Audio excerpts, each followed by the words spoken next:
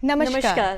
कहते हैं भरोसा और आशीर्वाद दिखाई नहीं देते, लेकिन हर असंभव कार्य को संभव बनाते हैं। जी दर्शकों, तो आइए इसी भरोसे और इसी आशीर्वाद के साथ आप और हम मिलकर शुरुआत करते हैं इस नए दिन की, इस नए सुबह की। दर्शकों नमस्कार, बहुत बहुत स्वागत है आपके अपने मॉर्निंग लाइव शो बिहार बिहान में। आज की सुबह मैं हूं मुस्कान अपनी को होस्ट शक्ति के साथ। और आप सभी को मेरी मुस्कान की तरफ से बेस्ट वाली मॉर्निंग विशेस। दर्शकों अगर बात करें तो कहते हैं कि हमारी मुस्कुराहट हमारे हृदय की मधुरता की तरफ इशारा करती है और हमारा शांत स्वभाव हमारी बुद्धि की परिपक्वता की ओर इशारा करती है, और दोनों का ही होना मनुष्य के एक सफल जीवन होने का परिणाम देती है। दर्शकों, जब भी हम जीवन में बात करते हैं, परिपक्वता की बात करते हैं, बुद्धि की बात करते हैं, विकास की बात करते हैं, परिवर्तन की बात करते हैं, तो इन सबों की शुरुआत विचारों से होती है, क्योंकि अच्छे विचार हमारे जीवन में ईंधन के समान होते हैं, जिनकी मौजूदगी हमें हर वक्त ऊर्जावान महसूस कराती है और साथ ही साथ समय समय पर प्रेरित कर हमारे जीवन को सुखमय, समृद्ध और सफल भी बनाते हैं। इसीलिए अच्छा सोचें, अच्छी बातें साझा करें, आपका जीवन खुद ब खुद सफल हो जाएगा। जी दर्शकों, और जैसा कि हम सभी जानते हैं कि ज़िंदगी के सफ़र में जो संघर्ष करके आगे बढ़ता है वही मुकद्दर का सिकंदर कहलाता है, और संघर्ष के साथ साथ जो अच्छे विचार रखता है असल में सफल वही होता है। और जैसा कि महात्मा गांधी जी ने भी कहा है कि हर मनुष्य, हर इंसान अपने विचारों से निर्मित है। जो जैसा सोचता है वैसा ही उसके कार्य होते हैं, वैसे ही उसके जीवन होते हैं। दर्शकों, तो आइए आप और हम मिलकर स्वागत करते हैं इस नए दिन के, इस नए सुबह की। तो आपको रूबरू, जैसा कि आप सभी जानते हैं कि कार्यक्रम बिहार बिहान में हर रोज़ सुबह में हम आपको रूबरू करवाते हैं एक अच्छे विचार के साथ, जिससे आपकी जो कैपेबिलिटीज़ हैं, आपकी जो क्षमता है, उसको एक बल मिल सके। तो आइए देखते हैं आज का शुभ विचार, जो कि एपीजे अब्दुल कलाम द्वारा कहे गए हैं।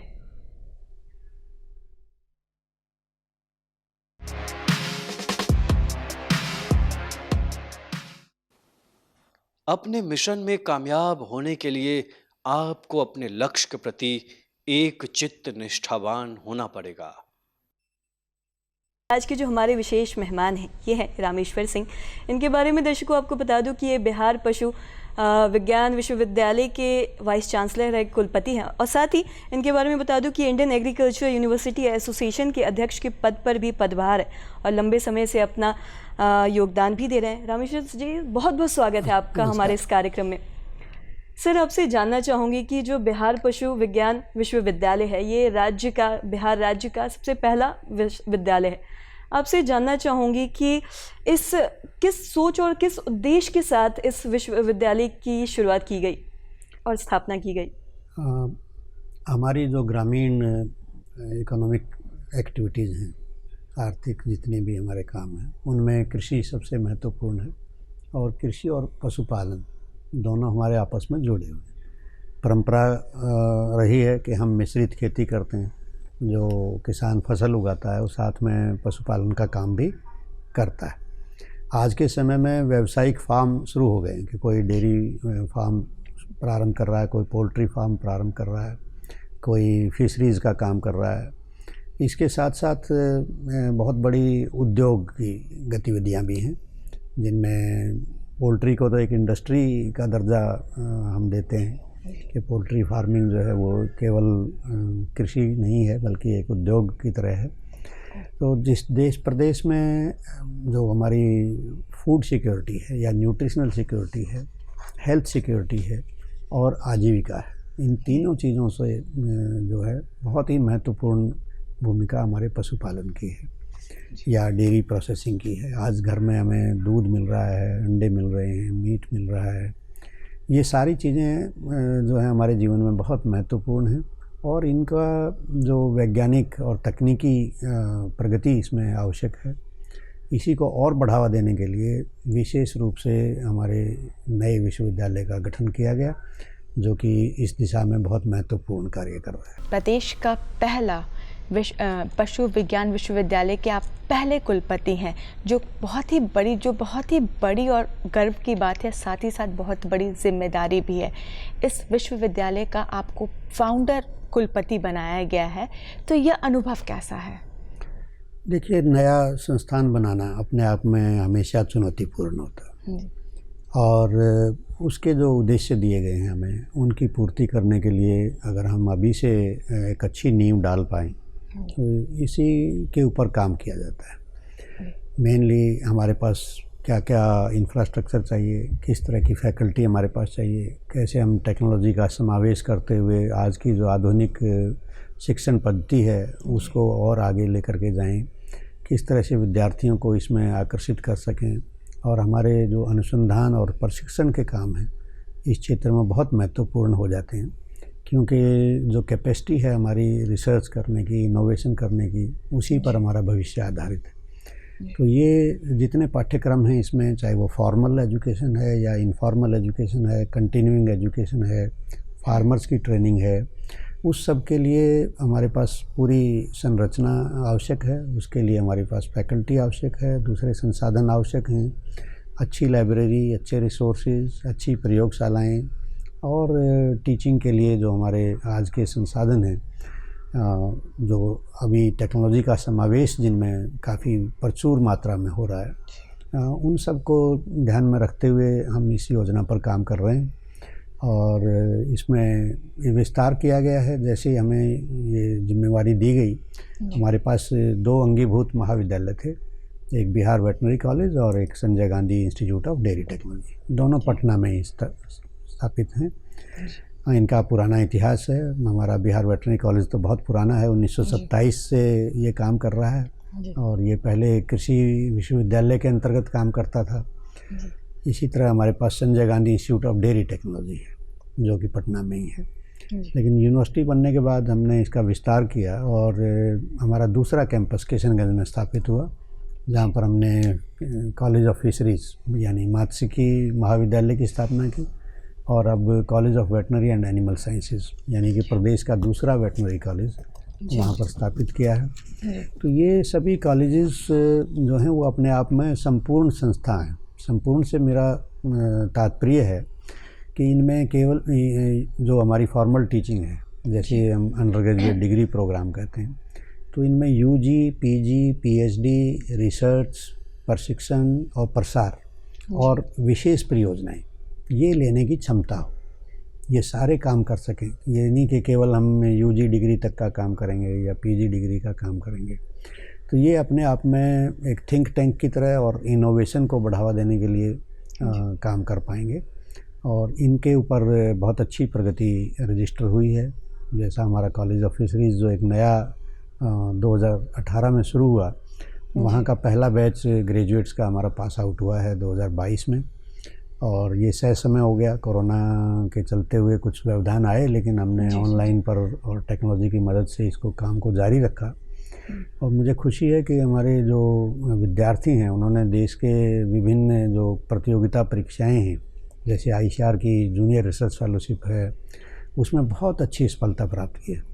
मैं यहाँ उल्लेख करना चाहूँगा कि पहले 3 जो पोजीशन हैं, फर्स्ट, सेकंड, थर्ड, वो भी हमारे महाविद्यालय से हैं और कुल 12 फेलोशिप हमें हमारे स्टूडेंट्स को मिली हैं। और इसी तरह कुछ प्रतियोगिता होती हैं, उनमें जो चैम्पियनशिप देते हैं पूरे फिशरीज कॉलेज मिल करके ऑर्गेनाइज करते हैं देश के, उसमें भी हमारा सर्वप्रथम स्थान रहा है। तो नया जो महाविद्यालय है किशनगंज में, वो भी अपने प्रगति के रास्ते पर चल रहा है और इस वहाँ सारी संरचनाएं और वहाँ की फैकल्टी के लिए जो आवश्यक है वो हम जुटा रहे हैं। और वेटनरी काउंसिल ऑफ इंडिया से वहाँ का इंस्पेक्शन हुआ है और मैं समझता हूँ कि इसी सत्र से हमें वहाँ पर अपना नया सेशन शुरू करने की स्वीकृति मिल जाएगी। वहाँ पर फैकल्टी भी आ गई है, इंफ्रास्ट्रक्चर भी डेवलप हो रहा है। इसी तरह फिशरीज़ में हमारी नई हैचरीज़ की स्थापना हुई है और यहाँ पटना में भी हमारे नए कैंपस की जो मास्टर प्लान थी वो अप्रूव हुई और सरकार ने इसे स्वीकृति दी है और मैं बहुत ही महत्वाकांक्षी एक नया आधुनिक परिसर, उसका निर्माण कार्य प्रगति पर है इस समय। पिछले वर्ष मई में शुरू हुआ था और अभी काफ़ी अच्छा काम मैं समझता हूँ उसमें हो रहा है। तो जो हमें टीचिंग के लिए एकेडमिक इंफ्रास्ट्रक्चर चाहिए, हमें एक बहुत आधुनिक हॉस्पिटल का भी निर्माण कर रहे हैं जो पशु अस्पताल है, रेफरल हॉस्पिटल के टीचिंग हॉस्पिटल के रूप में कार्य करता है। स्टूडेंट्स के रहने की हॉस्टल्स की व्यवस्था, टीचर्स के रहने की व्यवस्था, उनके मनोरंजन की व्यवस्था, हमारे जो आउटडोर स्टेडियम, इंडोर स्टेडियम और हमारी स्पेशलाइज्ड लेबोरेटरीज़, उनका निर्माण कार्य यहाँ पर हो रहा है। और ये मैं समझता हूँ कि देश के सबसे अच्छे विश्वविद्यालयों में से होगा जिसके पास इतना अच्छा इंफ्रास्ट्रक्चर हो। जी सर। मतलब पूरी सुविधा, पूरी फैसिलिटीज़ के साथ इसकी स्थापना की गई हाँ, है। तो मैं है पूरी तरह ही। इसमें संतुष्ट हूँ कि हमने जो मास्टर प्लान बनाया था उसको सरकार ने पूरा सहयोग दिया और उसमें कोई कमी नहीं आने दी। और उसके लिए जो है बहुत तेज़ी से इस समय काम चल रहा है। अगर आप हमारे कैंपस में आएँ, मैं दर्शकों से भी कहूँगा इधर से निकलें तो ज़रूर देख के जाएं कि क्या आगे आने वाला है। अगले 2 साल में 3 साल में ये पूर्ण हो जाएगा और सभी आधुनिक सुविधाओं से लैस होगा। इसके साथ साथ हम सॉफ्ट साइड में काम कर रहे हैं, जो हमारी टेक्नोलॉजी का इन्फ्यूज़न इसमें करना है, जिस तरह की हमें फैकल्टी चाहिए।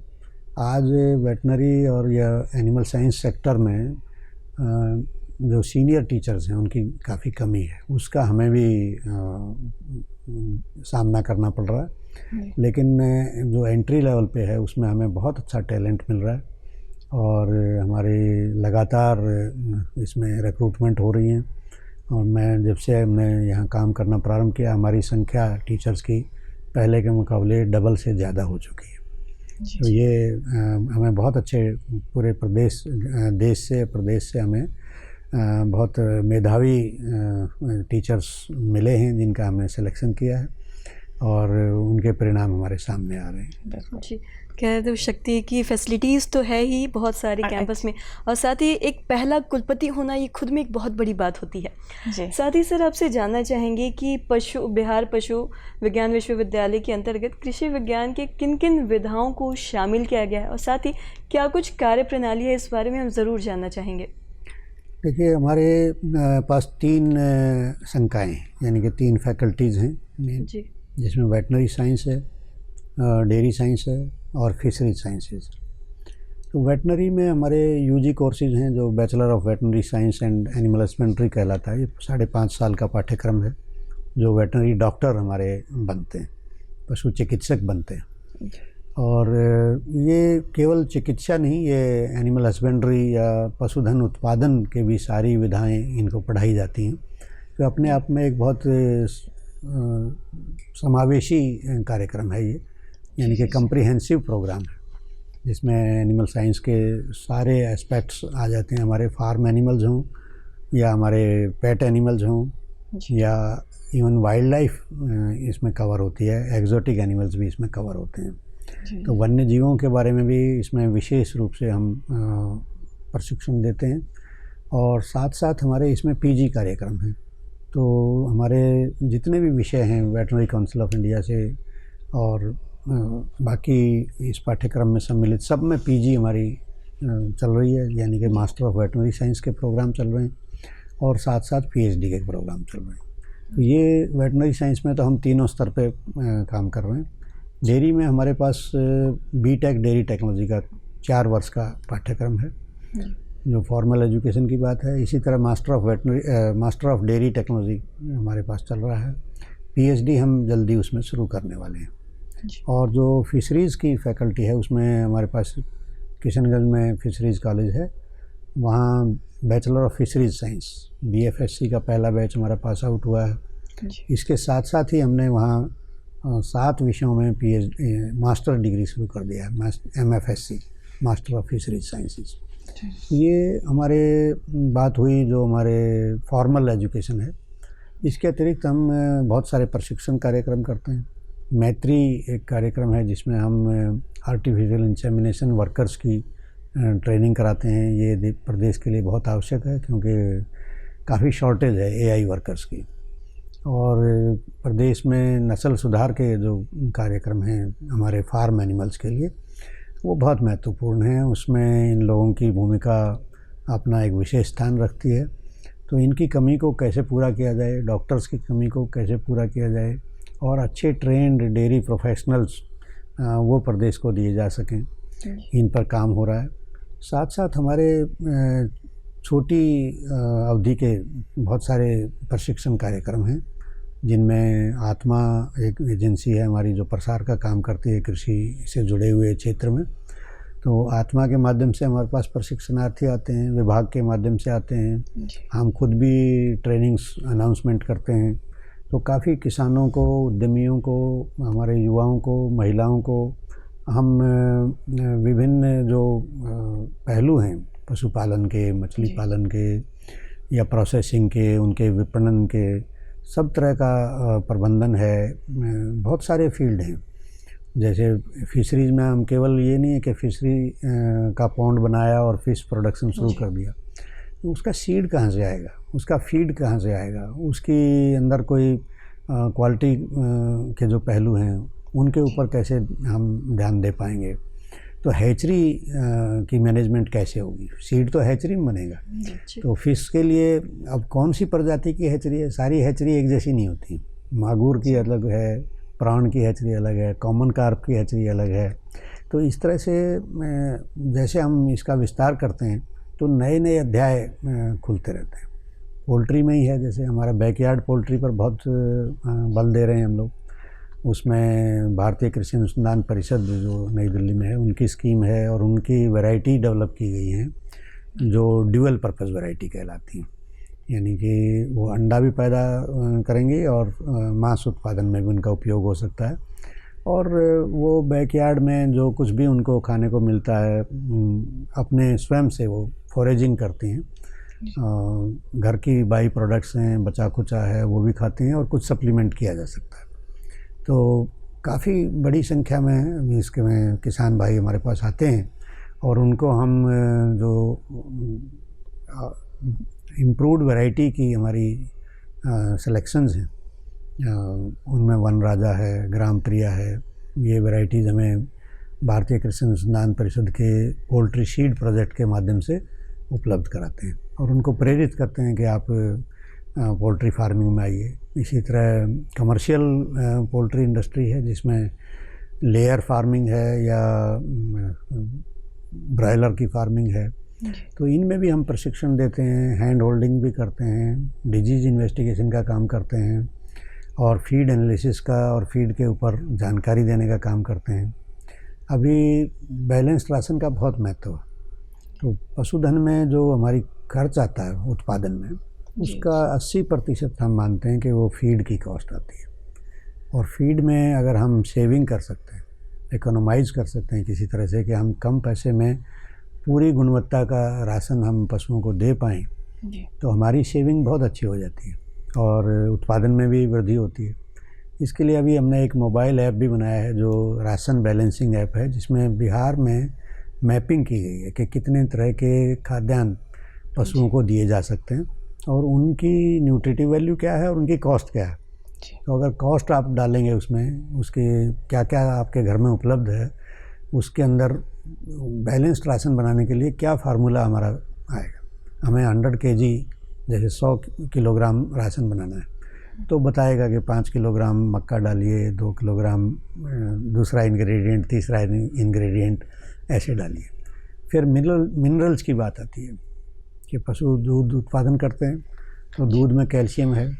अब ये कैल्शियम अगर हम पशु को नहीं देंगे तो कहाँ से आएगा, अपने खुद से तो कैल्शियम बना नहीं सकता। इसी तरह फास्फोरस है, आपके और मिनरल्स हैं, जिंक है, बोरोन है, बहुत सारे मिनरल्स हैं।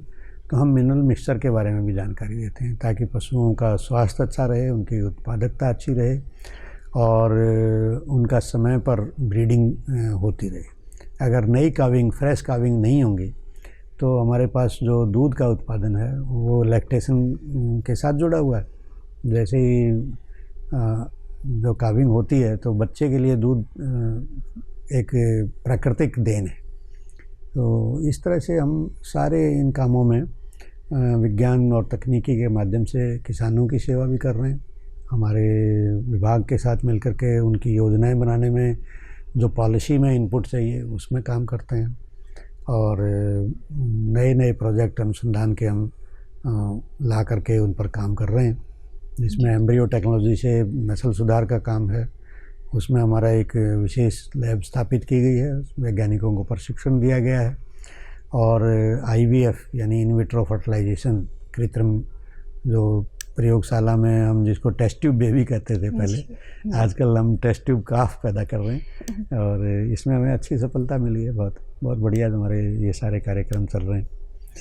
तो विद्यार्थी हमारे पास अच्छी संख्या में आ रहे हैं। जितना हमारे VCI से, वेटनरी काउंसिल ऑफ इंडिया से स्वीकृत हैं सीटें, हमारी सब सीटें भर जाती हैं आराम से। और उसी तरह हमारा प्लेसमेंट का है कि विद्यार्थियों को रोज़गार के अनेक अवसर हैं इस फील्ड में। ये बहुत अच्छी वृद्धि से जिस सेक्टर में ग्रोथ हो रही है देश में, उनमें गिना जाता है। अगर हम फसल उत्पादन में देखेंगे तो 2 से 3% की वार्षिक वृद्धि दर है, जबकि पशुपालन में ये 10% तक है बिहार में, पर पूरे देश में भी ये 6% के आसपास है, 6% से ऊपर है। और फिशरीज़ में भी 6-7% की वृद्धि दर आ रही है। तो किसानों की आय बढ़ाने के लिए, उनकी डाइवर्सिफिकेशन करने के लिए, उनके जो नेचुरल संसाधन हैं उनका अच्छा उपयोग करने के लिए हम इसमें विज्ञान का सहारा लेते हैं और हमारे संसाधनों का उपयोग भी अच्छा हो। अब पशुधन से दूध के साथ साथ उनका गोबर है और ये सब ऑर्गेनिक फार्मिंग में बहुत आवश्यक है।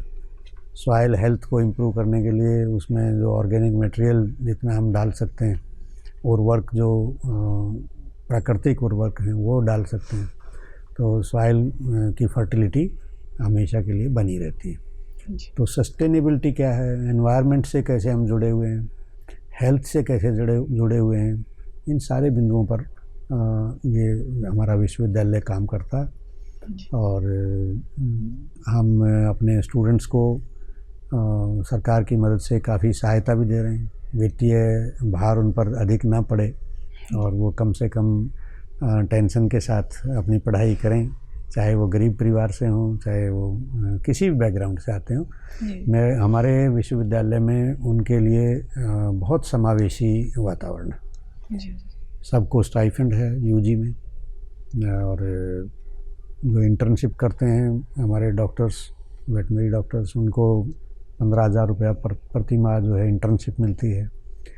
मास्टर ऑफ वेटनरी साइंस के लिए फेलोशिप है सबको, इसी तरह PhD में फेलोशिप है।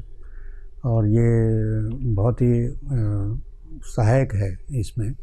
इसके अतिरिक्त किसी बच्चों को और ज़्यादा आवश्यकता होती है तो स्टूडेंट क्रेडिट कार्ड का उपयोग भी हमारे विद्यार्थी अच्छे से कर पा रहे हैं। तो मैं समझता हूँ कि जो वातावरण है उनका आर्थिक जो उनकी कोई समस्या हो सकती है तो उसके लिए किसी भी विद्यार्थी को चिंता करने की आवश्यकता नहीं है।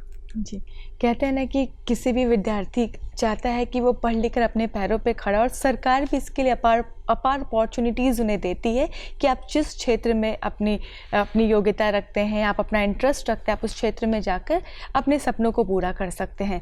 ऐसा ही अगर बात करें पशुपालन की या डेयरी कल्चर की, तो सरकार ने इसमें भी युवाओं को कई रोजगार के मौके दिए हैं। चाहूँगी उस पर उसके इससे जुड़े कुछ अंश साझा करें। जो हमारा पशुपालन का क्षेत्र है या मत्स्य पालन का क्षेत्र है उसमें तो अनेक संभावनाएं हैं। आप अगर सरकारी सेवा में जाना चाहते हैं तो वहाँ पर भी अभी बहुत संख्या में डिमांड है, क्योंकि हमारे जितना पशुधन बिहार में है या अन्य प्रदेशों में है उतने चिकित्सक अभी उपलब्ध नहीं हैं। तो उनकी कमी को पूरा करने का हम प्रयास कर रहे हैं। तो बार बार वैकेंसी हमारी आती हैं और हमारे कैंपस इंटरव्यू भी होते हैं। इसी तरह कॉम्फेड में डॉक्टर्स की आवश्यकता रहती है जी। तो ये एक हुआ कि सरकारी एजेंसियां हैं, चाहे वो बीमा क्षेत्र से जुड़ी हुई हैं, चाहे बैंकिंग क्षेत्र से जुड़ी हुई हैं, वहाँ पर भी पशुपालन के और टेक्निकल जो मैं विषय दूसरे बता रहा हूँ फिशरीज़ के और डेयरी के, उनके प्रोफेशनल्स की आवश्यकता पड़ती है। तो वो लोग भी अपनी सेवाओं में नियोजन करते हैं। इसके साथ साथ हमारे जो दूसरी इंडस्ट्री है, जैसे पोल्ट्री इंडस्ट्री है, बहुत बड़ी इंडस्ट्री है जी। मैं पढ़ रहा था कि 7,000 करोड़ के आसपास का अकेले वेटनरी से जुड़ी हुई जो हेल्थ इंडस्ट्री है उसका देश में काम है। तो आप फीड की इंडस्ट्री ले लीजिए, अगर आप अपना उद्यमी बनना चाहते हैं तो आप हैचरी से शुरू कर सकते हैं, आप अपना खुद का ब्रीडिंग फार्म शुरू कर सकते हैं, डेयरी फार्म शुरू कर सकते हैं, पोल्ट्री फार्म शुरू कर सकते हैं।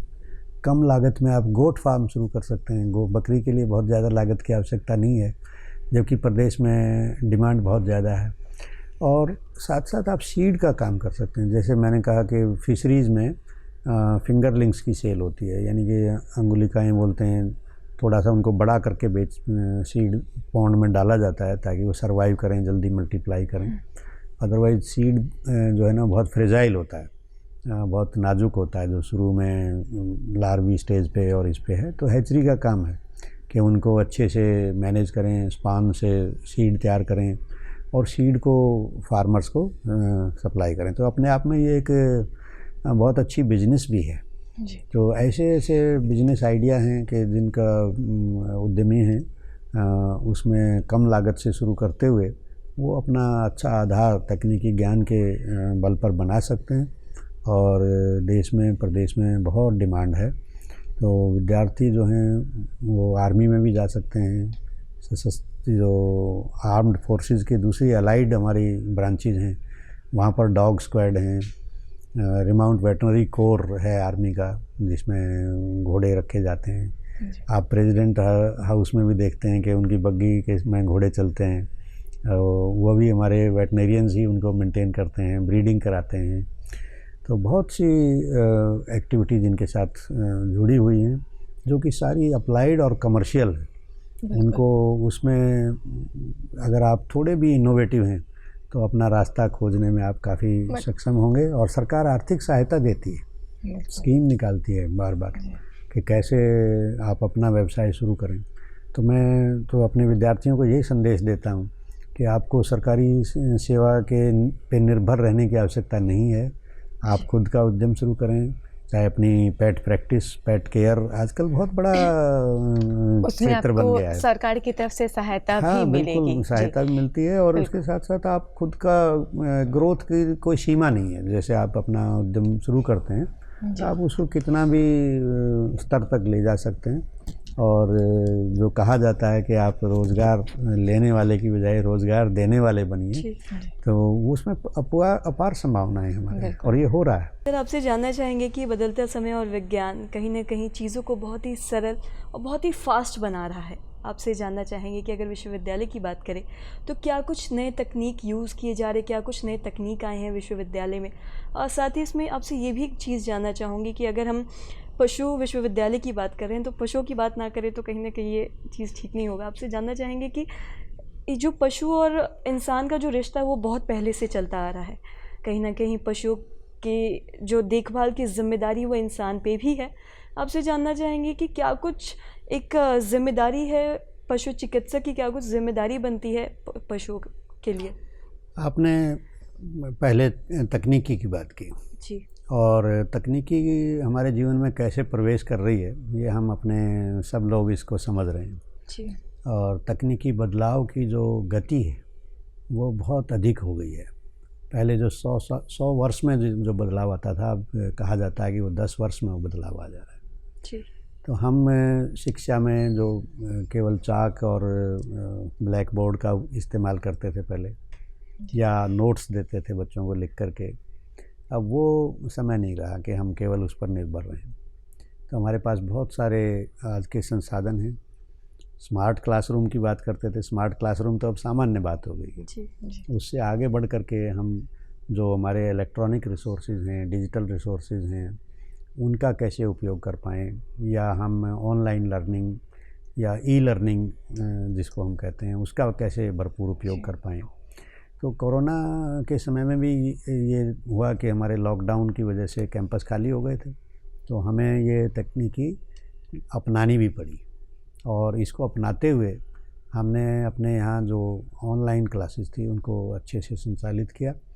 एक सुचारू रूप से उनका पूरा टाइम टेबल बना करके, समय सारणी बना करके उनकी रिकॉर्डिंग भी की गई। सारी रिकॉर्डिंग्स विद्यार्थियों को उपलब्ध रहें, उसको दोबारा सुन सकें, देख सकें और उनको टाइम एंड अगेन उसको रेफ़र कर सकें। तो हमारे इस व्यवस्था से आज 1700 लेक्चर हमारे YouTube चैनल पर हैं। बहुत ही जो कि मैं समझता हूँ कि दूसरे किसी और विश्वविद्यालय से कहीं ज़्यादा हैं। और इसके 10 लाख से ज़्यादा व्यू हो चुके हैं और 16,800 में देख रहा था सुबह आंकड़ा, जो सब्सक्राइबर हैं यूनिक, वो इससे जुड़े हुए हैं। क्योंकि हमारा क्षेत्र एक स्पेशलाइज्ड क्षेत्र, veterinary education, fisheries education, dairy education कोई मास एजुकेशन से डिफरेंट है, ये प्रोफेशनल एजुकेशन है। तो इसमें हम और कैसे टेक्नोलॉजी का उपयोग करते हुए आगे बढ़ते हैं कि भारत सरकार की जो ICR है दिल्ली में, Indian council of agriculture research, वो सारे जर्नल सब्सक्राइब करते हैं ऑनलाइन जर्नल्स का, और एक कंसोर्शियम है ऑफ ई-रिसोर्सेज इन एग्रीकल्चर, तो हम भी उसके मेंबर हैं। और करीब 4,000 यूनिक जो रिसर्च जर्नल्स हैं, इंटरनेशनल जर्नल्स हैं, वो हमारे विद्यार्थियों को उपलब्ध हैं इस माध्यम से। तो कहीं भी वो उसको यूज़ कर सकते हैं, खोल सकते हैं, और जितने लेटेस्ट रिसर्च आर्टिकल्स उसमें छपते हैं और चीज़ें हैं, उनको रेफ़र कर सकते हैं। तो एक तो हमारे पास ये सेरा की फैसिलिटी है, इसके साथ साथ हमारे पास जो पोर्टल है हमारा, उस पर हमने स्टडी मटेरियल अपलोड किया है। तो सारे लेक्चर्स के पावर पॉइंट्स, PPTs हमारे टीचर उस पर अपलोड करते हैं, और वो हम उस पर कभी भी विजिट करके विद्यार्थी उनको देख सकते हैं। इसके साथ साथ वो रिकमेंडेड ई-रिसोर्सेज टीचिंग मटेरियल जो है उसकी सूची भी साथ में देते हैं कि हार्वर्ड में क्या हो रहा है, अमेरिका में क्या हो रहा है, न्यूजीलैंड में क्या हो रहा है, ऑस्ट्रेलिया में क्या हो रहा है, वहाँ की कौन सी यूनिवर्सिटी के लेक्चर अच्छे हैं। तो वो लेक्चर्स की सूची भी हमने अपने वेबसाइट पे विद्यार्थियों को दी है। और जैसे एनाटॉमी और सर्जरी और इन विषयों में बच्चे पढ़ते हैं, तो उनके लिए जो हम पहले डिसेक्शन करते थे, तो आजकल वर्चुअल डिसेक्शन की फैसिलिटी आ गई। तो हमने सिमुलेशन और वर्चुअल जो टूल्स हैं उनका उपयोग शुरू किया है। और हमारे पास में पूरे वेटनरी कॉलेजेस में इंडिया में सबसे पहला वर्चुअल डिसेक्शन टेबल हमारे यहाँ स्थापित किया गया, जिसमें 3D फिगर स्ट्रक्चर रहता है और पूरी एनाटॉमी और सर्जरी का उससे पढ़ाया जा सकता है, और उससे हमारी जो ट्रीटमेंट है एनिमल्स की वो भी प्लान की जा सकती है। और ये इसके साथ साथ हमारे पास एनिमल मॉडल्स हैं जिनको सिमुलेशन मॉडल्स बोलते हैं, और ख़ास तौर से जो काऊ मॉडल है मैं उसका जिक्र करना चाहूँगा कि जो आर्टिफिशियल इंसेमिनेशन की जो ट्रेनिंग है हमारी, वो काऊ मॉडल के माध्यम से सरलता से की जा सकती है। इसमें जो इंटरवेंशन है कि लाइव एनिमल को बार बार डिस्टर्ब करना, तो वो उसकी आवश्यकता नहीं पड़ती। तो उन्हें अननेसेसरी जो क्रूरता या ह्यूमन ट्रीटमेंट हम कहते हैं एनिमल्स की, वो संभव है, तो ये किया गया है। और AR और VR वर्चुअल रियलिटी, तो वर्चुअल रियलिटी की लैब हमारे यहाँ स्थापित की गई है ICR के माध्यम से, जिसमें हम वॉक थ्रू कर सकते हैं किसी भी टेक्नोलॉजी के अंदर, किसी भी प्लेटफॉर्म के अंदर। और अगर वो वेयरेबल डिवाइस होती है, सिर पे पहनने का है, उसमें आप जैसे ही कट ऑफ हो जाएंगे बाकी एनवायरनमेंट से, और आप उसी में जिस फार्म के बारे में दिखा रहे हैं या जिस प्रयोगशाला के बारे में दिखा रहे हैं, तो इस तरह के मॉड्यूल हैं कि आप उसी के अंदर वॉक थ्रू कर सकते हैं और अपने हाथ से चीज़ों को ऑपरेट कर सकते हैं उसके अंदर। उसमें वर्चुअल टूल रहते हैं, उन वर्चुअल टूल्स को आप हैंडल करते हैं। तो ये भी ICR की स्कीम के तहत हमें AR/VR फैसिलिटी दी गई है। और वर्चुअल क्लासरूम की एक हमें फैसिलिटी मिली है कि जो भी क्लास उसमें होंगी उसकी ऑटोमेटिक रिकॉर्डिंग होती है और क्लाउड पे वो लेक्चर अवेलेबल रहते हैं। और ऐसी ही लैब्स जो दूसरे कॉलेजों में दी गई हैं, वेटनरी कॉलेजेस में, उनका क्लाउड पे पूरा डाटा रहता है, तो हम लोग उसके लिस्ट से उसको एक्सेस कर सकते हैं और उनके लेक्चर्स को भी किसी समय भी देख सकते हैं। या किसी टीचर को इनवाइट करें तो उनको हमारे यहाँ फिज़िकली आने की आवश्यकता नहीं है, हम लोग क्लासरूम में बैठेंगे, लेकिन जो लेक्चर दे रहे हैं वो अपने स्थान से ही लेक्चर देते हैं, और उसमें काफ़ी फिज़िकल जैसे प्रेजेंस हो, इसी तरह का अनुभव हमें मिलता है। तो AR/VR हमारे यहाँ बहुत अच्छा काम कर रहा है। इसी तरह हम MOOCs यानी कि मासिव ऑनलाइन ओपन कोर्सेज उनको पॉपुलराइज करा रहे हैं और हमारे शक्ति यहाँ कहते हैं ना कि विज्ञान है जो चीज़ों को बहुत ही सरल और काफ़ी ज़्यादा बेहतर बनाता है। और ये भी कहा जाता है ना तो कि अगर टेक्नोलॉजी साइंस को, जी सर, कहते हैं ना कि अगर साइंस को आप सही तरीके से यूज़ करें तो it will bring a miracle changes in your teaching के लाइफ। साथ साथ ना जी, हम एडमिनिस्ट्रेशन में भी टेक्नोलॉजी का यूज़ कर रहे हैं बहुत जी, ज़्यादा। जी, जी, जैसे बायोमेट्रिक अटेंडेंस है या स्टूडेंट मैनेजमेंट सिस्टम है, जो हमारा नेशनल इन्फॉर्मेटिक्स सेंटर है NIC, उसकी मदद से हमने चाणक्य सॉफ्टवेयर अपने यहाँ इम्प्लीमेंट किया है। तो यूजी के एडमिशन से लेकर डिग्री अवार्ड करने तक का पूरा डाटा, पूरी प्रक्रिया उस पर आ जाती है। जी जी ICAR से हमने एकेडमिक मैनेजमेंट सिस्टम अपने PG कोर्सेज़ के लिए अडॉप्ट किया है और ICAR का ही फाइनेंशियल मैनेजमेंट सिस्टम है जो कि एक ऑनलाइन मैनेजमेंट सिस्टम है, वो भी हमारे यहाँ इम्प्लीमेंट हुआ है। तो हम इस तरह के टूल्स जो हैं और ज़्यादा लाना चाह रहे हैं ताकि जो भी हमारे ऑपरेशंस हैं डे टू डे वो पारदर्शी भी हों और पूरी तरह से एफिशिएंट हों और एरर प्रूफ हों। मतलब जिन उद्देश्य के साथ बिहार पशु विज्ञान विश्वविद्यालय की स्थापना की गई उसमें हम आगे बढ़ रहे हैं, सफल हो रहे हैं। चलते चलते रामेश्वर जी, आप हमारे दर्शकों को क्या कुछ संदेश देना चाहेंगे? मैं पशुधन के बारे में सबको जागरूक करना चाहूँगा कि पशुधन हमारे लिए बहुत आवश्यक है। पशुओं को हम कितने आदर से, कितने रिस्पेक्ट से हैंडल करें, कितने प्रेम से हैंडल करें, उनकी सुख सुविधाओं का भी ध्यान रखें और उनसे जो आर्थिक लाभ है हम उसको लेने के लिए भी विज्ञान और तकनीकी का प्रयोग करें। हमारे पास प्रशिक्षण के लिए, फॉर्मल एजुकेशन के लिए सब फैसिलिटीज़ हैं। आप आगे आएँ और जिस तरह का मैंने बताया कि हमारे पास आर्थिक सहायता के लिए बहुत सारे स्कॉलरशिप्स, फेलोशिप्स हैं, उनका पूरा लाभ उठाते हुए आप उद्यमी बने या सरकारी सेवा में जाएं। तो हमारे साथ ज़रूर जुड़ें और कोई भी प्रश्न है तो हमसे ज़रूर पूछें। जी रामेश्वर जी, आप यहाँ पर आए, अपना कीमती समय हमारे दर्शकों को दिया, इतनी अच्छी बातें साझा की, इसके लिए आपका तहे दिल से धन्यवाद। बहुत बहुत धन्यवाद।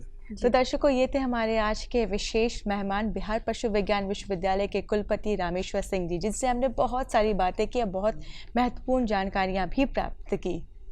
जी, और दर्शकों, जैसा कि वक्त हो चला है जाने का, तो जैसा कि आप जाने से पहले हम आपको एक रिक्वेस्ट करते हैं, एक गुजारिश करते हैं कि आप हमें खत भेजें जिससे हम ये जान सकें कि आपको हमारे कार्यक्रम कैसा लगा। आप साथ ही अपना कोई सुझाव भी दे सकते हैं कार्यक्रम को लेके।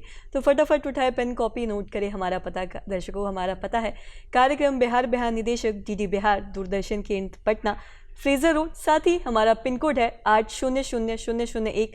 हमारा email ID है director ddkpatna@gmail.com।